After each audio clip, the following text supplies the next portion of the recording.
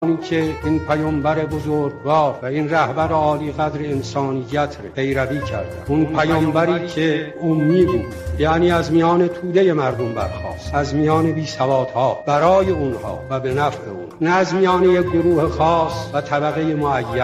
همون پیامبری که پیامبران دیگر چشم به راه او بودند تا وحی اونها و رسالت اونها تکمیل بشه. همون پیامبری که آمد تا مردم را به معروف وادارد و از منکر باز دارد. همون پیامبری که آمد همه اون چرا که ادیان گذشته تحریم کرده بودند از طیبات به مردم حلال کند، این قیدها رو بردارد و اون چه خبیث است حرام کند، قولهایی که فکر و اندیشه مردم را و زندگی و حیات مردم را بسته بود بگشاید. اون تحمیلات فکری و اندیشه‌ای و عقیده‌ای که دنیای شرک و کفر بر افکار و اندیشه های مردم تحمیل کرده، اون نظام طبقاتی که بر توده مردم تحمیل و بسته شده، اون قوانین و آداب و سننی که مردم را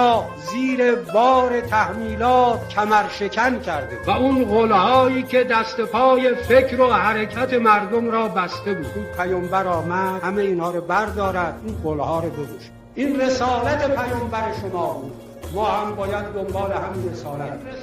پیامبر شما